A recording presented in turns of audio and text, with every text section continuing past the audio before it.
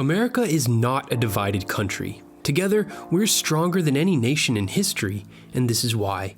57 of the top 100 universities in the world are in the United States. 42% of working-age Americans have a post-high school education. Scientific researchers at American institutions published nearly 3 times as many top-tier journal articles than their counterparts in China, the second-ranked country. And Americans had a world-leading 300,000 patents granted in 2014.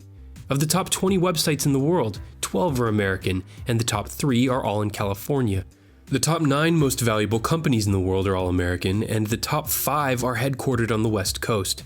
Steve Jobs was the son of an immigrant from Syria. Sergey Brin was born in the Soviet Union. Microsoft's CEO is from India. Amazon's chief technology officer is Dutch, while its founder, Jeff Bezos, is the adopted son of a Cuban immigrant. And Facebook co-founder Eduardo Saverin is Brazilian. Here in America, we see the potential in every person, which is why we proudly have the world's largest immigrant population. In fact, our own president's father was Kenyan, so the American dream is thriving. And all this diversity means we get to eat delicious food. Many of us can take a culinary world tour from Rome to Mumbai to Bangkok to Mexico City to Dallas without leaving our area code. And if you want to take an actual world tour, there are 5,200 airports in the US. That's a third of the world's total. The 3 largest airlines in the world by passengers carried are US-based. We have 2.7 million miles of paved roads, and Uber has begun giving people rides on them in driverless cars. With 38% of American workers now in the management, professional, and technical sector, wages have begun rising, allowing 3.5 million Americans to climb out of poverty last year. Individuals in the US give 1.4% of our GDP to charity, the highest rate in the world. And 11 of the 20 wealthiest charities on earth are American, including the largest, the Bill and Melinda Gates Foundation. In the year 2000, President Clinton handed President Bush a booming economy, which he unfortunately squandered. But the Obama administration has things back on the right track in terms of US GDP as a percent of world GDP, which is probably the single most revealing overall indicator of the relative strength of any nation's economy. The United States is literally the world leader in feeding the rest of the world with $100 billion in agricultural exports each year.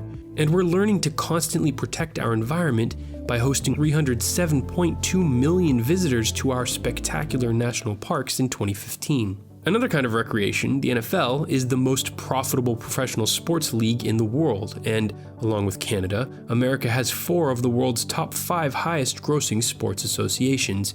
In fact, we have 176 stadiums in the US that can hold more than 30,000 people, with another 104 indoor arenas that seat 10,000 plus. And of the world's 10 mega stadiums that seat 100,000 or more, 8 of them are in America.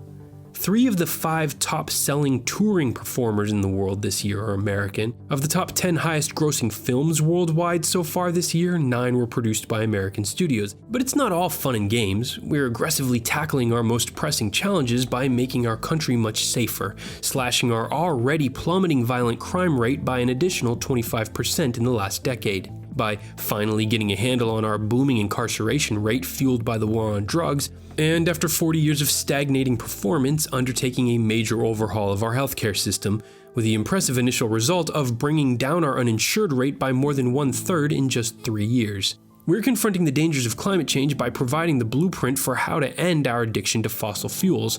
More than 10% of our energy now comes from renewable sources, with 5 of the world's 10 largest wind farms and 11 of the 20 largest photovoltaic power stations located in America. Now, this country still has many problems to solve, and we are far from being the best at everything.